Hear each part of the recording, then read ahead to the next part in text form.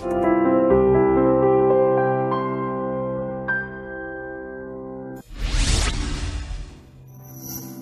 may asawa na, hindi na pwedeng magbuhay binata. Marami na kasing dapat isakripisyo at isaalang-alang. Bagay na tila hindi naiintindihan ng ilan, tulad na lang ng mister ni Angelica. Madalas pa rin daw kasi itong uminom kasama ang barkada.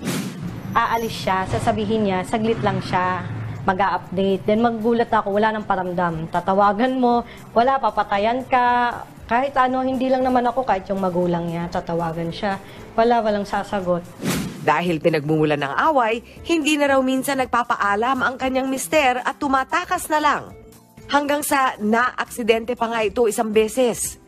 Galing siya sa inuman, tapos umuwi siya ng puro galos na. Dumudugo na yung sa tuhod, dumudugo na yung sa siko niya.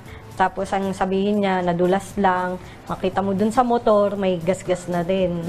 Madalang na nga lang daw na magtugma ang day off nilang dalawa, inilalaan pa rin ito ng kanyang asawa para sa kanyang barkada. Expect ko, may time kami.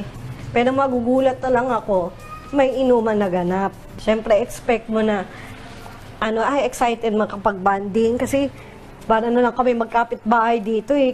Kung sa pagsusustento naman daw ang usapan, hindi nagkukulang ang asawa ni Angelica. Kaya't hindi niya raw lubos maisip kung bakit kailangan pa nitong madalas na lumabas. Parang papaisip ka, ayaw ba sa bahay? Hindi mo ba kaya mapirmi? Sabi ko na din yun sa kanya, nakakapagod. Sabi ko, kaso ang mangyari, tatawanan ka lang na ang drama mo, na parang liit-liit na bagay. Pero yung liit na bagay kasi yun, dumadami, natatabunan, dumadagdag, bumibigat.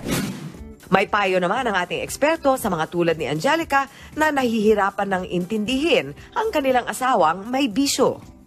Yung mga bit-bit natin, unfinished business, during singleness, hindi pwedeng bit-bitin sa marriage. Not subject to stipulations eh. Yun ang sabi ng family code eh. Pag sila yung humingi ng tulong, pag sila na mismo yung humingi ng assistance. Tulungan niyo ba kami? Gusto kong matanggal tong bisyo na to eh.